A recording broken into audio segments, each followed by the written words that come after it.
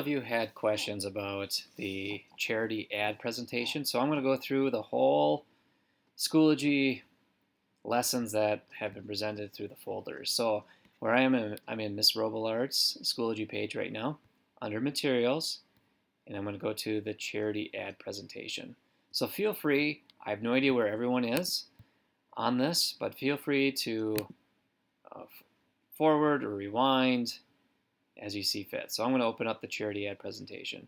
So the charity ad individual planning guide. So let's take a look at that, and we're just going to work our way all the way through this thing.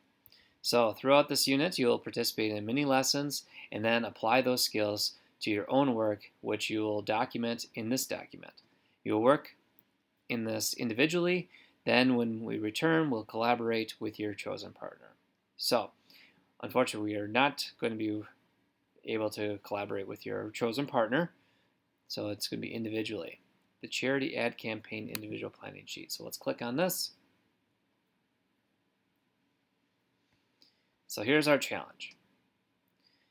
Your marketing team has been hired by a charity to create a presentation that convinces a group of good doers with deep pockets to donate money to their organization. Being a charity, they expect your presentation to fairly persuade the audience using emotion and research while avoiding the tactics commonly associated with advertising campaigns. Each charity is equally deserving of the money, but you need to prove why yours is more deserving. So, what's at stake? There's so much here. The winning charity for each class period will receive a real donation from Miss Robillard. More importantly, the charity that earns the most money out of all the classes will earn the opportunity to donate even more money to the charity as a cause of the Expedition Academy Charity Walk. So, being that we are in coronavirus, that walk has been postponed. So last year, the winning charity was able to donate over $500 to their charity and save. The charity was called Save the Children. It's pretty amazing. So it's going to look a little bit different from what we did last year, being that there's no walk, but we are still requiring you to come up with a presentation of an organization that you feel needs extra help, and you are to sell it, meaning that you want people to donate towards you. So what this is going to look like, you're going to be creating a video about with your presentation. This is going to be submitted, and your expedition team teachers will be reviewing those and deciding a winner from each of the class periods. So the summative learning targets. So we're going to talk about lead. I can hook my readers, provide background information, signal to my readers the overall direction my writings will take. Ending, I can bring my writing to a smooth close. Organization, I can organize my writing into clearly structured sections or paragraphs. I can clarify how these sections or paragraphs are connected in a logical and compelling way. Dealing with elaboration, I can elaborate my ideas by citing facts, quotations, examples, and definitions from multiple sources, explaining what the evidence shows, and acknowledging and refuting at least one counterclaim. Craft, I can use precise words, images, comparisons, or figurative language to communicate my ideas effectively.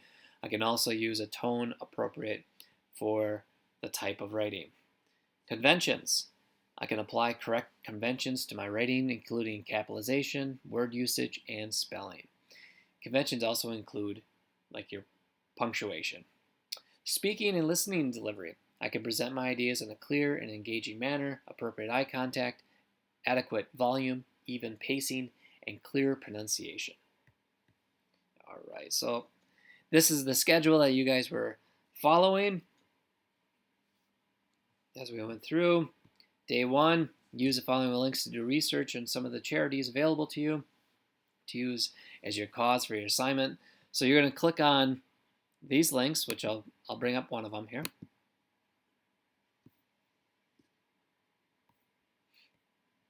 And the top 100 nonprofits on the web. So it gives you a whole bunch of the top 100, in their opinion, for this website's opinion, of organizations, nonprofit organizations. You are to research and find a charity that best fits you. Do you have to use this website? No. There's another website you can use that she provided this charity watch. Here's another one. And they kind of have it down to different categories. So this one's all African American charities, AIDS charities, American Indian charities, animal. So they're all in categorized. Or if you want to click on the left side here, say I want something with blind and visually impaired. So I click on that, and it's going to give you 4 organizations that tend to give their funding and help towards blind and visually impaired charities. So that's another example. All you're doing is selecting a charity. So I hope everyone is past that point. So what charity, you're going to now fill this in. What charity will you persuade people to donate to? Sign up with your teacher when prompted. 1 group per charity per class. All right. What made you want to use this charity? Your cause. So cite some research. So maybe you wanted to pick, I'm going to randomly pick Helen Keller International. So let's see here. Here's the actual website. I want to go here. Helen Keller International website. So I'm going to close this. What you're going to do is just kind of briefly go through this. So maybe these facts are enough. More than 82 cents of every dollar goes directly to programs that's donated. Or 110 million people receive essential medication. 20 countries worldwide are getting money from this. So this is talking about our vision, a world without barriers to sight, health, and human potential. So maybe you just want to find some facts like this would be enough. Would be what made you. I chose the Helen Keller. What was it? Helen Keller International charity because they are involved with 20 different countries. Pick a second choice. What was your second nonprofit choice? And once again, you got to come up with a reason. Say a fact. Go to their website, say a fact. On day 2 and 3, so you're going to continue using this document through all the lessons that we've gone through. And you're going to be filling this thing out. Right now it's 5 pages long.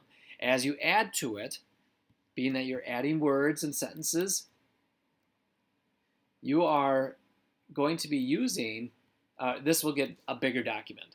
But at the start, it's only 5 pages long. But this is what you're going to be using to help you create your presentation. All right, so that was day 1. So the next part, day 2 and 3, rhetorical appeals. Craft learning target. Use the chart below to plan the necessary elements of rhetoric to persuade your audience. So there's the very first day, on day 2, you learned about logos, the logical appeal, Hermione Granger, and then day 3, you're going to learn about ethos and pathos. So this is where you're going to be use the chart to plan the necessary elements of rhetoric or to persuade. So this is all dealing with craft, which is going to be very essential in your presentation. So I want to go back to Schoology.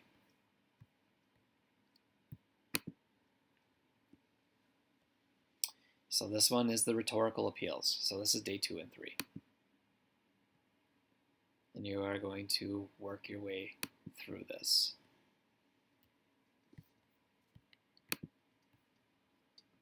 Hi everyone, and welcome to your first real lesson. So Ms. Robillard has created this pathos, ethos, and logos lesson. You are going to listen to that.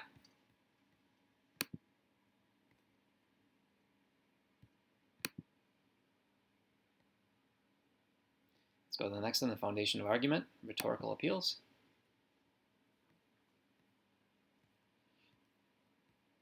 So here's the rhetorical appeals in Harry Potter. And this is the example that she went through in the video that you just watched.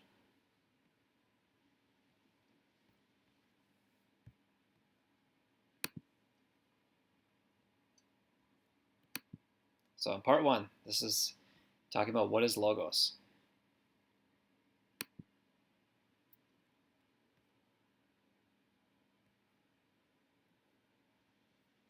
So Logos all deals with facts.